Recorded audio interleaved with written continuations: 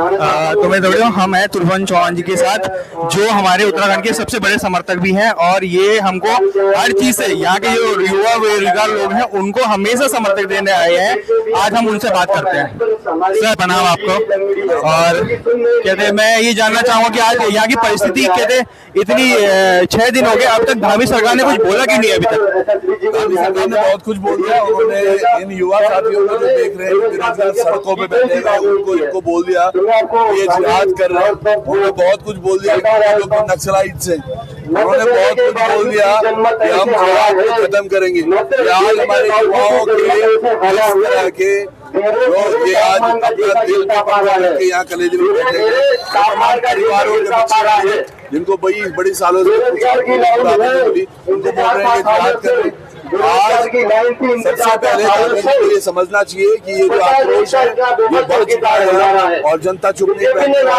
इससे आगे जहाँ भी होगा सीबीआई तक जाएगी, नहीं तो ये पहली बार प्रदेश देखेगा किस तरह से उत्तराखंड आंदोलन के बाद एक बड़ा आंदोलन हुआ और वो छात्र संगठन में शुरू करके और पूरा जन आंदोलन बन जाएगा। इसकी पूरी जिम्मेदारी धामी जी की, तब शायद वो कुछ ढंग का करेंगे। ये भी जानना चाहूंगा कि धामी सरकार ने मतलब ये हमारा उत्तराखंड देवभूमि कहलाता है और इन्होंने ऐसे अशब्द शब्दों का प्रयोग किया है जो इनको समझ में नहीं आता कि पॉइंट क्या है। जब धामी डरता है वो हिंदू मुस्लिम करता है। हाँ, और अगर आता होता तो यकीनन उन चीजों की बात करता जो होना चाहिए, है ना। पर उनकी मंशा बिल्कुल साफ है, उनको ये कुछ नहीं आता। आज लव जिहाद, थूक जिहाद, लैंड जिहाद, पता नहीं कौन कौन से शब्द आते हैं वो केवल इसलिए ये वोट बैंक में आ जाएगा। यदि ये जनता है और ये पढ़ी लिखी जनता है, इसको बरगलाने का और ये बहकाने में नहीं आने वाली। मैं ये भी जानना चाहूंगा कि पहले डीएम साहब आए थे और एसएसपी साहब आए थे, तो उनके समर्थक से हमारे बेरोजगार युवाओं को क्या समर्थक है? उन्होंने प्रयास तो किया था कि वो सरकार की तरफ से बात करेंगे, पर सरकार की तरफ से जो उन्होंने बात की वो विफल रहे उसमें।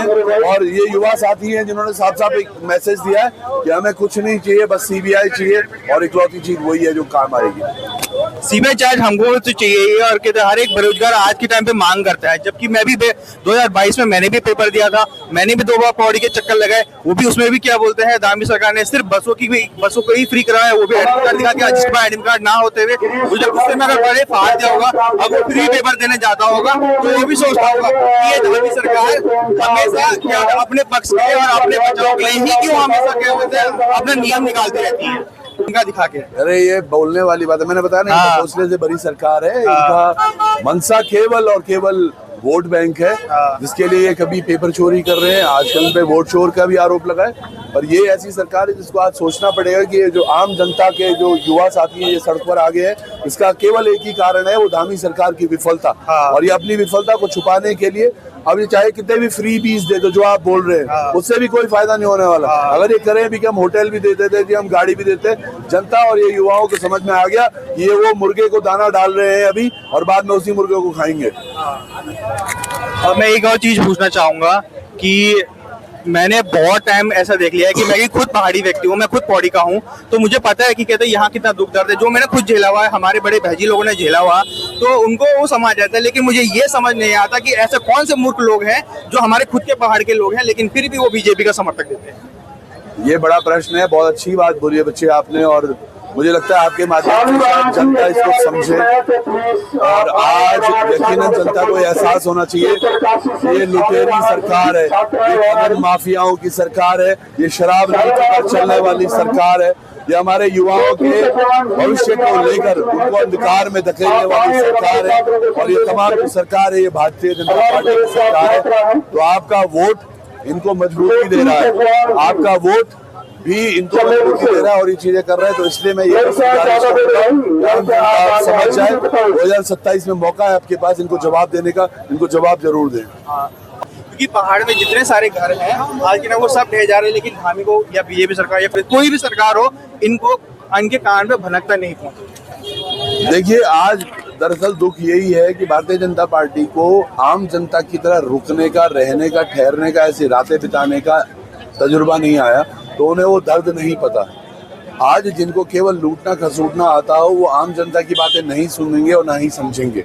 तो हमारा प्रयास बस यही होना चाहिए कि हर बच्चे तक या हर घर तक वो आवाज आए, हम जागृत हों और इन दलों से एक हटकर नए युवाओं को और नई चीज़ों को मौका देने का प्रयास करें तो चीज़ें ज़्यादा बेहतर होंगी। और मैं ये भी चाहूंगा कि जितने युवा लोग यहाँ पर नहीं आए हैं, कृपया अगर नहीं आ सकते हैं किसी कारण, तो हमें ऑनलाइन सभी चीज से समर्थन भी दें, धामी सरकार तक प्रॉपर ये एजेंडा पहुंचाएं कि हमको सीबीआई जांच चाहिए ही चाहिए। बिल्कुल। और उसके साथ साथ हमको, आप पेपर करवा रहे हो लेकिन हमको उससे पहले समर्थक दो हमको इस चीज का, और हमको आश्वासन भी दो कि हमको पहले सीबीआई जांच होनी चाहिए, तब जाकर हम पेपर को एक्सेप्ट करेंगे। बिल्कुल ये चीज। बिल्कुल। तो अब मैं आपसे विदा लेता हूँ, आपका बहुत बहुत बहुत धन्यवाद। धन्यवाद जी, मिलते हैं फिर आपसे।